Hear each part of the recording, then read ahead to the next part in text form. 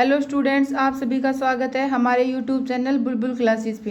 तो आज हम 11th क्लास का 7th लेसन पढ़ेंगे जिसका नाम है रजनी, क्योंकि छठा लेसन स्पीति में बारिश आपके सिलेबस में लेस हो चुका है। तो हम रजनी लेसन पढ़ेंगे। मध्यवर्गीय परिवार के एक फ्लैट का एक कमरा, मध्यवर्गीय परिवार है उनके फ्लैट का एक कमरा दिखाया जाता है। एक महिला रसोई में व्यस्त है, यानी कि रसोई में काम कर रही है।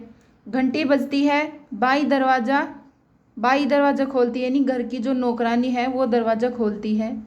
रजनी का प्रवेश। रजनी, लीला बेन कहाँ हो, बाजार नहीं चलना क्या? रजनी, लीला बेन कहाँ हो, बाजार नहीं चलना क्या?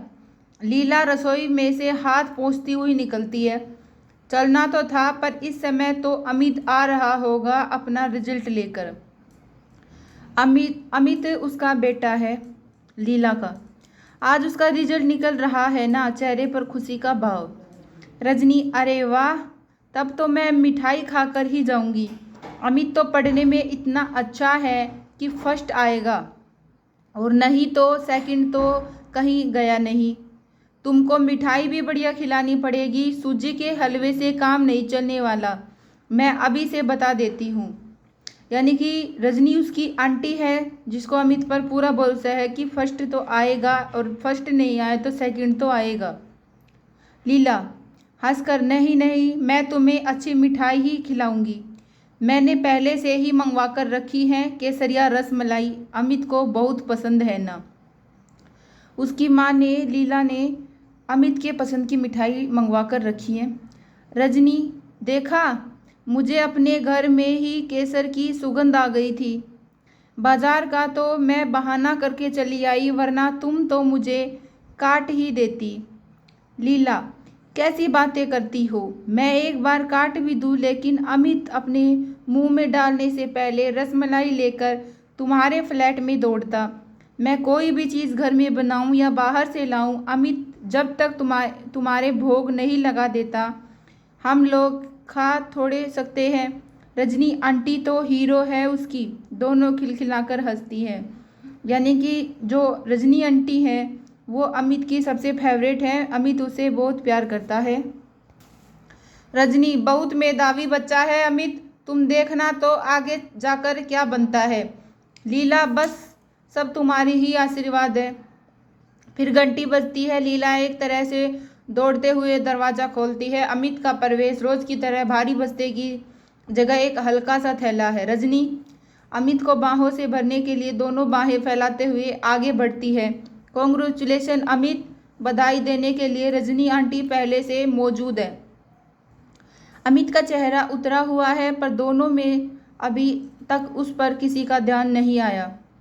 अमित आंसू भरी आंखों से थैले में से रिपोर्ट निकालकर माँ की ओर फेंकते हुए, अमित, लो देखो क्या हुआ है मेरे रिजल्ट का। मैंने कितना कहा था कि मैथ में भी मेरी ट्यूशन लगवा दीजिए, वरना मेरा रिजल्ट बिगड़ जाएगा। बस वही हुआ, मैथ्स में ही तो पूरे नंबर आ सकते हैं, रिजल्ट बन बिगड़ सकता है। रिपोर्ट रजनी देखने लगती है, लीला उसे अपनी बाहों में भरकर। यानी कि जो अमित का रिजल्ट है वो ख़राब आया है, उसके मैथ में बहुत नंबर कम आए हैं। लीला, पर तू तो सारे सवाल ठीक करके आया था, यहाँ आकर पापा के सामने तूने फिर से किया था अपना सारा पेपर, सब तो ठीक था। तेरे पापा ने नहीं कहा था कि 4-5 नंबर भले ही कट ले सफाई वफाई के, पर 95 तो तेरे पक्के हैं। रजनी रिपोर्ट देखते हुए, पर मिले तो कुछ बेहतर ही हैं। फिर दूसरे विषयों के नंबर भी पढ़ने लगती है। English 86, history 80, civics 88, Hindi 82, drawing 90, सबसे कम मैथ में ही। अमित गुस्से से और दुख से, कम तो होंगे ही, ट्यूशन नहीं लेने से मिलते हैं कहीं अच्छे नंबर। सर तो बार बार कहते ही थे कि ट्यूशन कर लो, वरना फिर मैथ में मत रोना, रो पड़ता है। लीला अपराधी ही की तरह सफाई देते हुए, तुझे अंग्रेजी को लेकर थोड़ी परेशानी थी, सो अंग्रेजी में करवा दी ट्यूशन। अब 2-2 विषयों की ट्यूशन, फिर लंबी चौड़ी फीस। बेटे, अपनी आर्थिक मजबूरी की बात वह शब्दों से नहीं, चेहरे से व्यक्त करती है। पर यह तो अंधेर ही हुआ कि सारा पेपर ठीक हो फिर भी नंबर काट लो। यानी कि अमित ने पेपर बहुत बढ़िया किया था लेकिन उसके नंबर बहुत कम आए हैं। रजनी रजनी की बाहों में एकाएक बल पड़ जाते हैं। वह रोते हुए अमित को खींचकर अपने पास सटा लेती है। रो मत, उसकी आंखों आंसू पूछते हुए। अमित रोएगा नहीं समझे, मैं जो पूछती हूँ उसका जवाब देना बस। कुछ देर रुक कर, तुझे अच्छी तरह याद है कि तूने पूरा पेपर ठीक किया था। अमित स्वीकृति में सिर हिलाता है। पापा के पास दोबारा पेपर करने से पहले दोस्तों से या किताबों से उन सवालों के जवाब तो नहीं देख लिए थे? अमित, नहीं, जो के त्यों आकर कर दिए थे। हमको आते थे वो सारे सवाल। रजनी, मैथ्स के सर कौन है? अमित, मिस्टर पाठक। रजनी, कितने लड़के ट्यूशन लेते हैं उनसे? अमित, 22। साल के शुरू में तो 8 लेते थे, फिर पहले टर्मिनल के बाद से 15 हो गए थे। हाफ ईयरली के बाद 7 लड़कों ने और लेना शुरू कर दिया। मुझसे भी तभी से कह रहे थे। लीला, हाफ ईयरली में तो इसके 96 नंबर आए थे। इसी ने बताया था कि क्लास में सबसे ज़्यादा है। रजनी, उसके बाद भी कहते थे कि ट्यूशन लो। अमित, हाँ, कॉपी लौटाते हुए कहा था कि तुमने किया तो अच्छा है, पर यह तो हाफ ईयरली है, बहुत आसान पेपर होता है इसका तो। अब अगर ईयरली में भी पूरे नंबर लेने हैं तो तुरंत ट्यूशन लेना शुरू कर दो, वरना रह जाओगे। 7 लड़कों ने तो शुरू भी कर दिया था, पर मैंने जब मम्मी पापा से कहा, हमेशा बस एक ही जवाब, मम्मी की नकल उतारते हुए, मैथ्स में तो तू वैसे ही बहुत अच्छा है, क्या करेगा ट्यूशन लेकर। देख लिया, अब 6th पोजीशन आई है मेरी, जो आज तक कभी नहीं आई थी। अमित की आंखों से फिर आंसू टपक पड़ते हैं। रजनी डांटते हुए फिर आंसू। जानता नहीं, रोने वाले बच्चे रजनी आंटी को बिल्कुल पसंद नहीं। मम्मी ने बिल्कुल ठीक ही कहा और ठीक ही किया। जिस विषय में तुम वैसे ही बहुत अच्छे हो उसमें क्यों लोगे ट्यूशन? ट्यूशन तो कमज़ोर बच्चे लेते हैं। अमित, आप जानती नहीं आंटी, अच्छे बुरे की बात नहीं होती। अगर सर कहे और बार बार कहे तो लेनी ही होती है, वरना तो नंबर कम हो ही जाते हैं। रजनी, पेपर अच्छा करो तब भी नंबर कम हो जाते हैं। अमित, हाँ, कितना ही अच्छा करो फिर भी कम हो जाते हैं, जैसे मेरे हो गए। रजनी, यानी कि अच्छा पेपर करने पर भी कम आते हैं सिर्फ इसलिए कि ट्यूशन नहीं ली थी? तो यह तो सर की गलती नहीं, बदमाशी है। और तू मम्मी से लड़ रहा है, सर से जाकर लड़। अमित इस भाव से सिर हिलाता है मानो कितनी बेकार की बात कर रही है रजनी आंटी। लीला 2 गिलासों में शिकंजी बनाकर लाती है। अमित लेने के लिए हाथ नहीं बढ़ाता तो रजनी मुड़ती है, गुड़कती है। रजनी, चलो पियो शिकंजी। देखते नहीं चेहरा कैसे पसीना पसीना हो रहा है। दोनों शिकंजी पीने लगते हैं। इस दौरान रजनी कुछ सोच रही है शिकंजी खत्म करके। कल आप 9 बजे तैयार रहिए, अमित साहब, आपके स्कूल चलना है।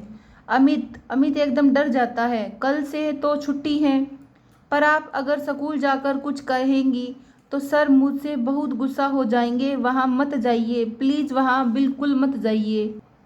लीला, हाँ रजनी, तुम कुछ कहोगी तो अगले साल कहीं और ज़्यादा परेशान न करें इसे।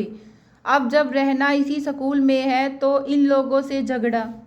रजनी बात को बीच में ही काटकर गुस्से से, यानी कि वे लोग जो भी जुलूम ज्यादती करें हम लोग चुपचाप बर्दाश्त करते जाएं। सही बात कहने में डर लग रहा है तुझे, तेरी माँ को। अरे जब बच्चे ने सारा पेपर ठीक किया है तो हम कॉपी देखने की मांग तो कर ही सकते हैं, पता तो लगे कि आखिर किस बात के नंबर काटे हैं। अमित झुंझलाकर, बता तो दिया आंटी आप। रजनी गुस्से से, ठीक है तो अब बैठ कर रो तुम माँ बेटे दोनों। दंदनाती निकल जाती है। दोनों के चेहरे पर एक असहाय सा भाव। लीला, अब यह रजनी कोई और मुसीबत न खड़ी करे। नया दृश्य, स्कूल के हेडमास्टर का कमरा। बड़ी सी टेबल, दीवार के सहारे रखी कांच की अलमारी में बच्चों द्वारा जीते हुए कप और शील्ड्स जमे हुए रखे हैं। दीवार पर कुछ नेताओं की तस्वीरें, एक बड़ा सा मैप लटका है। एक स्कूल के हेडमास्टर के कमरे का वातावरण तैयार किया जाए। हेडमास्टर काम में व्यस्त है। चपरासी बड़े अदब से एक चिट ला कर रखता है। हेडमास्टर कुछ क्षण उसे देखता रहता है। यानी कि रजनी उसके स्कूल में पहुंच जाती है और वहाँ का कमरे का दृश्य बताया गया है जहाँ पर प्रिंसिपल यानी कि हेडमास्टर बैठे हुए हैं। हेडमास्टर बुलाओ। रजनी का प्रवेश। नमस्कार करती है। हेडमास्टर बैठिए, कुछ देर रुक कर कहिए मैं आपके लिए क्या कर सकता हूँ। रजनी, मैं 7th क्लास के अमित सक्सेना की मैथ्स की कॉपी देखना चाहती हूँ। हेडमास्टर के चेहरे पर ऐसा भाव जैसे वह कुछ समझा न हो। ईयरली एग्जाम्स की कल ही जिसका रिजल्ट निकला है। Headmaster, sorry madam, yearly exams की कॉपियाँ तो हम लोग नहीं दिखाते हैं। रजनी, जानती हूँ मैं, लेकिन बात यह है कि अमित ने मैथ्स का पूरा पेपर ठीक किया था, लेकिन उसे कुल 72 नंबर ही मिले हैं। कॉपी देखकर सिर्फ यह जानना चाहती हूँ कि अमित को अपने बारे में कुछ गलतफहमी हो गई थी या एक एक शब्द पर जोर देकर गलती एग्जामिनर की है। हेडमास्टर सारी बात को बहुत हल्के ढंग से लेते हुए, आप भी कमाल करती हैं, बच्चे ने कहा, और आपने मान लिया। अरे हर बच्चा घर जाकर यही कहता है कि उसने पेपर बहुत अच्छा किया है और उसे बहुत अच्छे नंबर मिलेंगे। अगर हम इसी तरह कॉपी दिखाने लग जाएं तो यहाँ तो पेरेंट्स की भीड़ लगी रहे सारे समय। इसलिए तो ईयरली एग्जाम्स की कॉपियाँ न दिखाने का नियम बनाया गया है स्कूलों में। रजनी, अपने गुस्से पर काबू पाते हुए, देखिए आप चाहें तो अमित का पूरा रिजल्ट देख सकते हैं। मैथ्स में हमेशा 100% नंबर लेता रहा है। इस साल भी उसने पूरा पेपर ठीक किया है। टेस्ट आ ही जाता है। कॉपी देखकर मैं सिर्फ यह जानना चाहती हूँ कि नंबर आखिर कटे किस बात के। हेडमास्टर, आप बहस करके बेकार ही अपना और मेरा समय बर्बाद कर रही हैं। मैंने कह दिया न कि इन कॉपियों को दिखाने का नियम नहीं है और मैं नियम नहीं तोड़ूंगा। रजनी व्यंग्य से, नियम यानी कि आपका स्कूल बहुत नियम से चलता है। हेडमास्टर गुस्से से, what do you mean. Rajni, I mean what I से। नियम का जरा भी ख्याल होता तो इस तरह की हरकतें नहीं होती स्कूल में। कोई बच्चा बहुत अच्छा है किसी विषय में, फिर भी उसे मजबूर किया जाता है कि वह ट्यूशन ले। ये कौन सा नियम है आपके स्कूल का। हेडमास्टर, देखिए यह टीचर्स और स्टूडेंट का आपसी मामला है। वो पढ़ने जाते हैं और वो पढ़ाते हैं। इसमें न स्कूल आता है न स्कूल के नियम। इस बारे में हम क्या कर सकते हैं। रजनी, कुछ नहीं कर सकते आप तो मेहरबानी करके यह कुर्सी छोड़ दीजिए, क्योंकि यहाँ पर कुछ कर सकने वाला आदमी चाहिए जो ट्यूशन के नाम पर चलने वाली धांधलियों को रोक सके, मासूम और बेगुनाह बच्चों को ऐसे टीचर्स के शिकंजों से बचा सके जो ट्यूशन न लेने पर बच्चों के नंबर काट लेते हैं, और आप हैं कि कापियाँ न दिखाने के नियम से उनके सारे गुनाह ढक लेते हैं। हेडमास्टर चीख कर, will you please get out of this room. जोर जोर से घंटी बजाने लगता है। दौड़ता हुआ चपड़ासी आता है। मैम साहब को बाहर ले जाओ। रजनी, मुझे बाहर करने की ज़रूरत नहीं। बाहर कीजिए उन सभी टीचर्स को जिन्होंने आपकी नाक के नीचे ट्यूशन का यह घिनौना रैकेट चला रखा है। व्यंग्य से, पर आप तो कुछ कर नहीं सकते, इसलिए अब मुझे ही कुछ करना होगा और मैं करूँगी, देखिएगा आप। तमतमाती हुई निकल जाती है। हेडमास्टर चपरासी पर ही बिगड़ पड़ता है। जाने किस किस को भेज देते हैं भीतर। चपरासी, मैंने तो आपको स्लिप ला कर दी थी साहब। हेडमास्टर गुस्से में स्लिप की चिंदी चिंदी करके फेंक देता है, कुछ इस भाव से मानो रजनी की ही चिंदियाँ बिखेर रहा हो। नए दर से रजनी का फ्लैट। शाम का समय। घंटी बजती है। रजनी आकर दरवाज़ा खोल।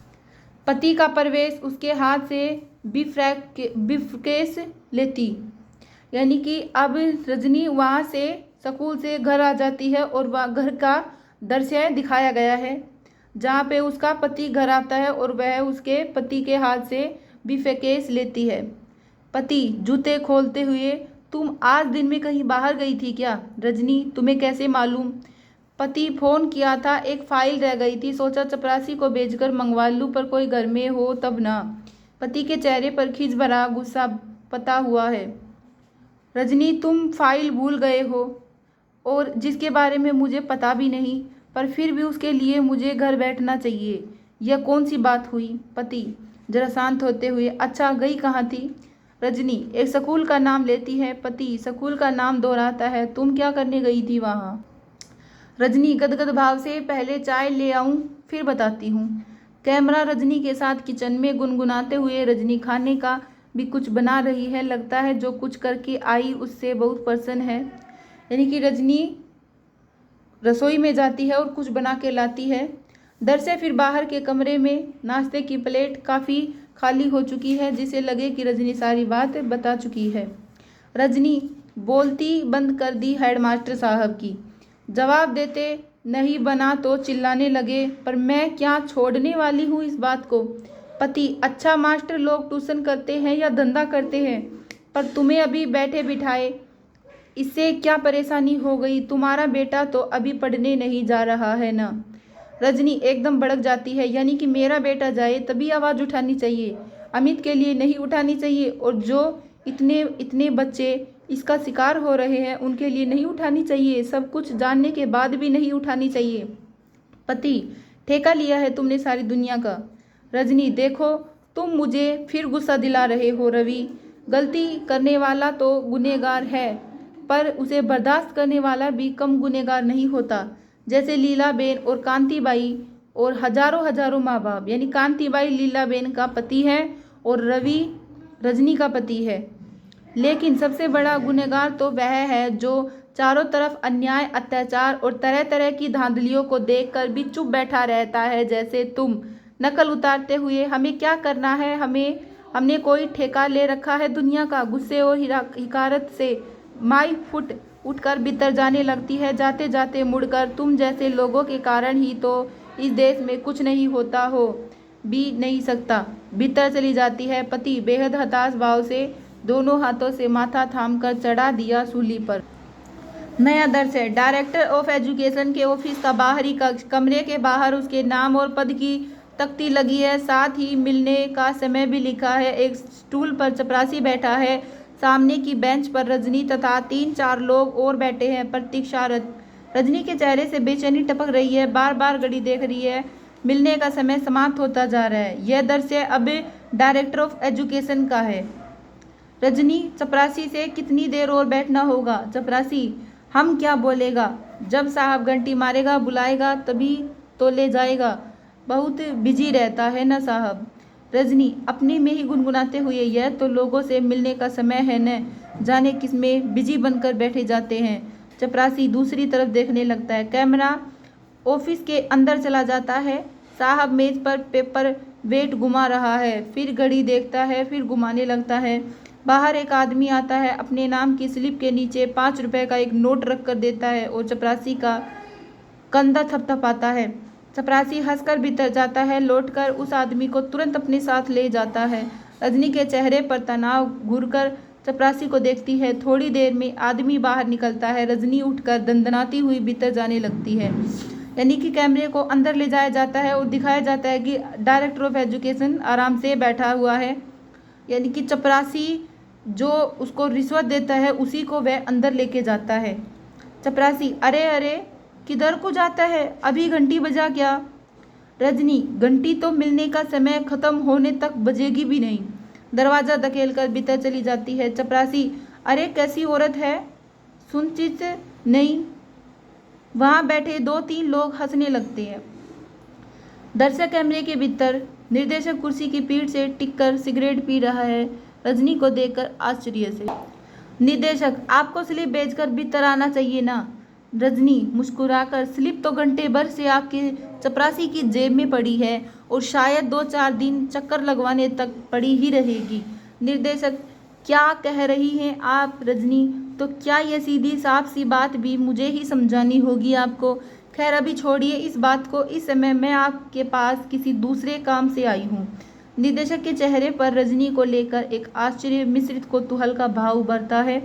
निर्देशक, कहिए। रजनी थोड़ा सोचते हुए, देखिए मैं स्कूलों, विशेषकर प्राइवेट स्कूलों और बोर्ड के आपसी रिलेशंस के बारे में कुछ जानकारी इकट्ठा कर रही हूँ। निर्देशक, कोई रिसर्च प्रोजेक्ट है क्या?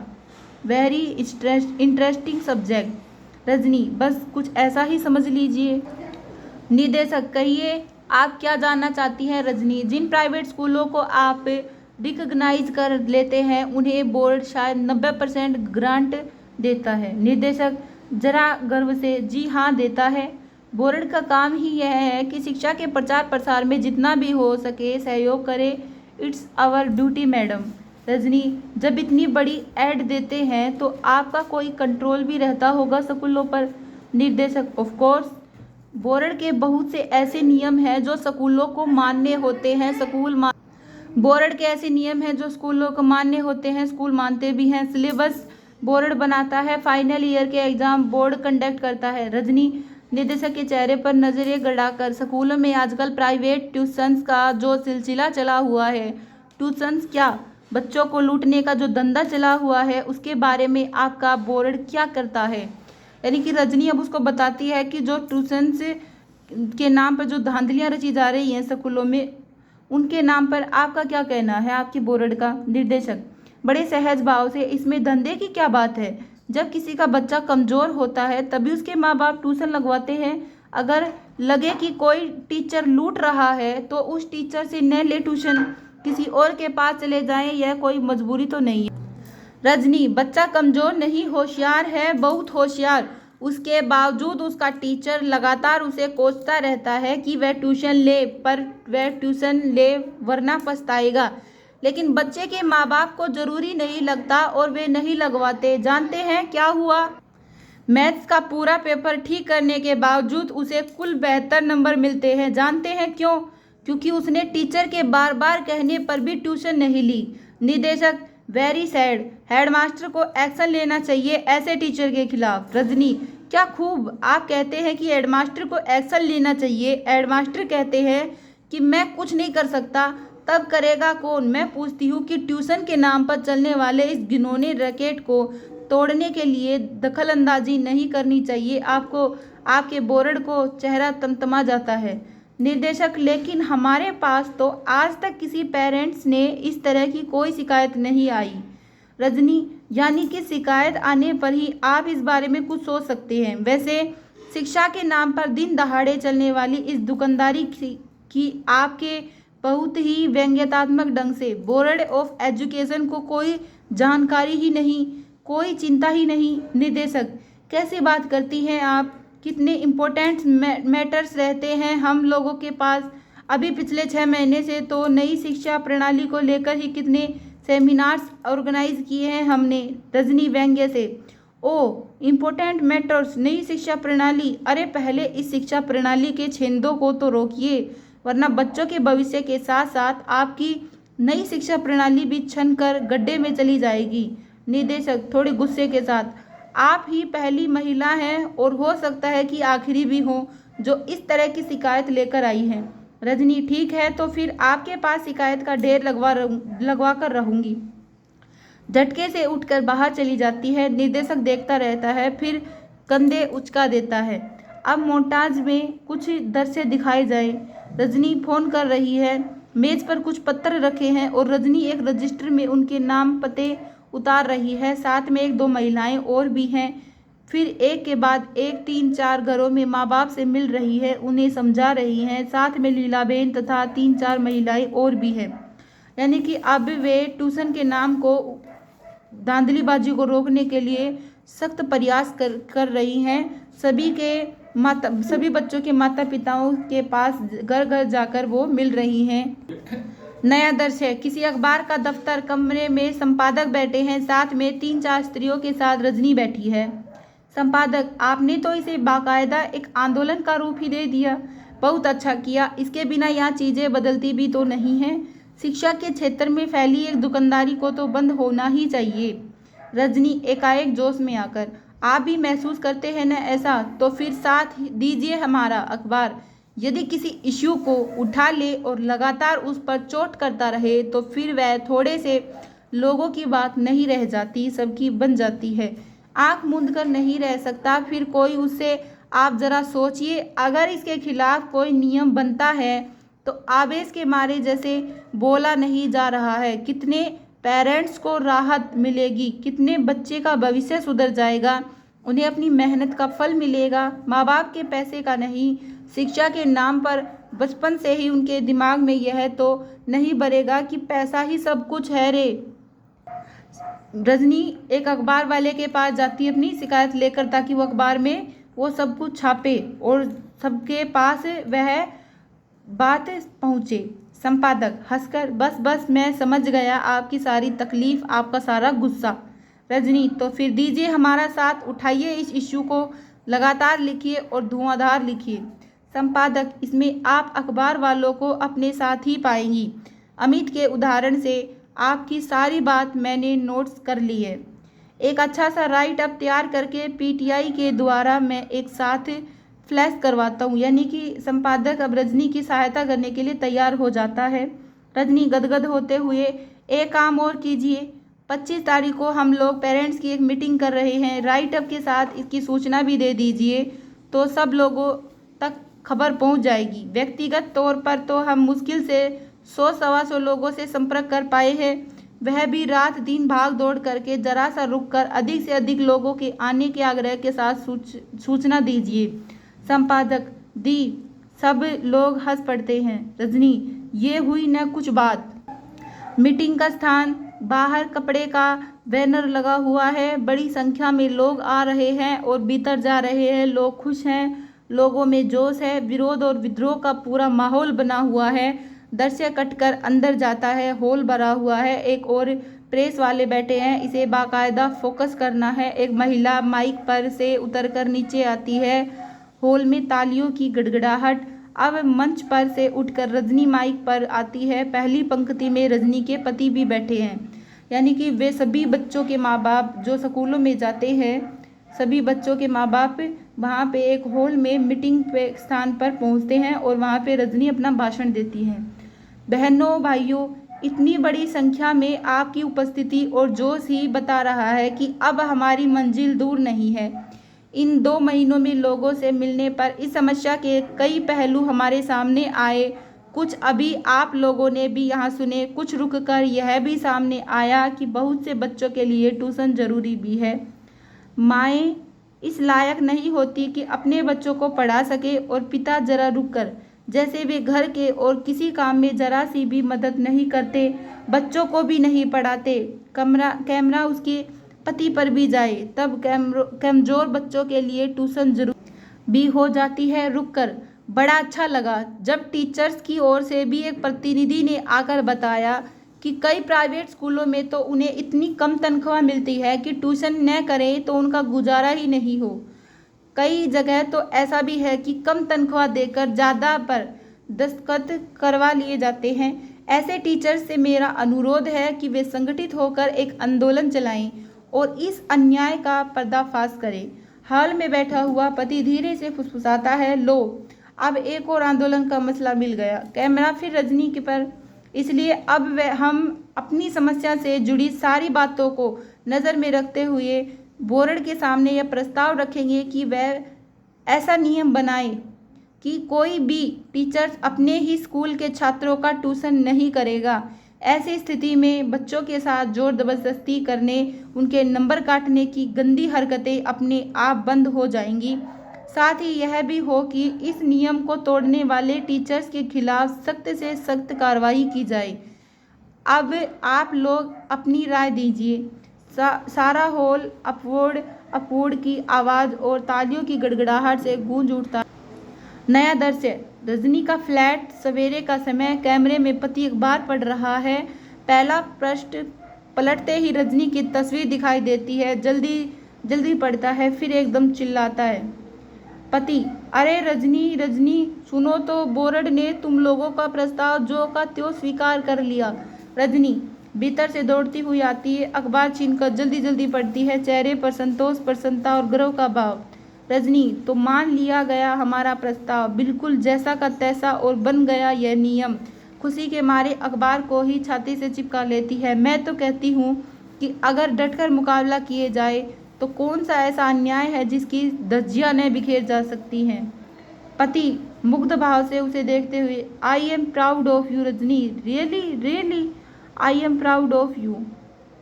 रजनी इतराते हुए, हूँ 2 महीने तक लगातार मेरी धज्जियाँ बिखेरने के बाद दोनों हंसते हैं। लीलाबेन, कांतिबाई और अमित का प्रवेश। लीलाबेन, उस दिन तुम्हारी जो रसमलाई रह गई वह आज खाओ। यानी लीलाबेन अब रसमलाई रजनी को खिलाती है। कांतिबाई और सबके हिस्से की तुम ही खाओ। कांति बाई भी रजनी से कहते हैं कि सबकी हिस्से की तुम ही खाओ कि तुमने जो अच्छा काम किया है।